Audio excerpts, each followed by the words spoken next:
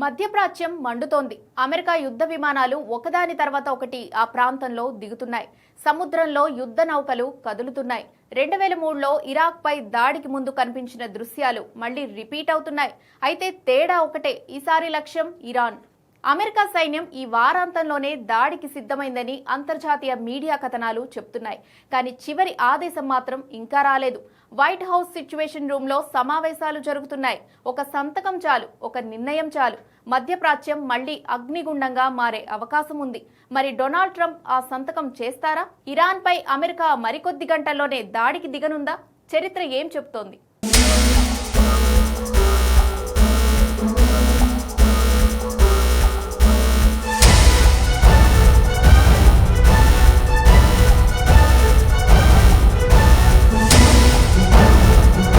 2020లో Iran military officer Qasem సొలేమానీని drone దాడిలో అగ్రరాజ్యం హతమార్చిన తర్వాతే ఇరాన్ అమెరికా సంబంధాలు కొత్త దశలోకి వెళ్లాయి. అంతకుముందే 2018లో ట్రంప్ ప్రభుత్వం ఇరాన్ అణు ఒప్పందం నుంచి తప్పుకొని కఠిన ఆంక్షలు విధించింది. ఆర్థిక ఆంక్షలతో ఇరాన్ చమురు ఎగుమతులు తీవ్రంగా పడిపోయాయి. ఇరాన్ కరెన్సీ విలువ క్షీణించింది. కానీ అణు కార్యక్రమం మాత్రం పూర్తిగా ఆగలేదు. ఇప్పుడు తాజా నివేదికల ప్రకారం ఇరాన్ తన కీలక అణు కేంద్రాలను మరింత బలపరుస్తోంది. ఉపగ్రహ చిత్రాల్లో భూగర్భ సదుపాయాలపై అదనపు కాంక్రీట్ పొరలు, మట్టితో కప్పివేతలు కనిపిస్తున్నాయని విశ్లేషణలు చెబుతున్నాయి. ఇక అమెరికా వైపు చూస్తే పరిస్థితి మరింత ఉద్రిక్తంగా ఉంది.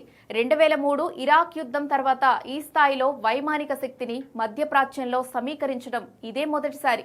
అమెరికా ఎయిర్ ఫోర్స్ ట్యాంకర్లు, ఫైటర్ జెట్లు ఈ ప్రాంతానికి దగ్గరగా మోహరించారు. USS Gerald Ford carrier strike group కూడా త్వరలో చేరవచ్చని సమాచారం.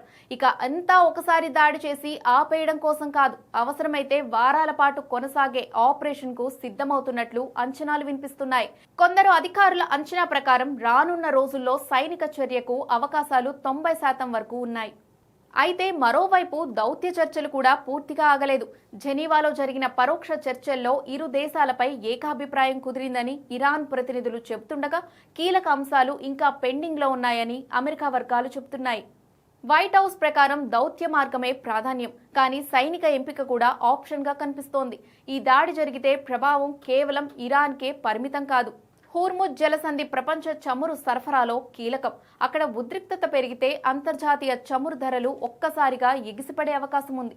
ఇప్పటికే గాజా యుద్ధం, లెబనాన్ సరిహద్దు ఉద్రిక్తతలతో ప్రాంతం సున్నితంగా ఉంది. ఇజ్రాయెల్ కూడా ఈ సమీకరణంలో కీలక పాత్ర పోషించవచ్చని నివేదికలు చెబుతున్నాయి.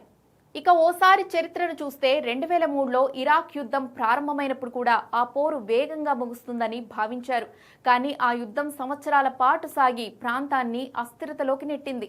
ఇప్పుడు ఇరాన్ పై దాడి జరిగితే అది తాత్కాలిక చర్యగానే మిగులుతుందా, లేదా మధ్యప్రాచ్యాన్ని మరింత పెద్ద యుద్ధంలోకి లాగుతుందా అన్నది మాత్రం తేలాల్సి ఉంది.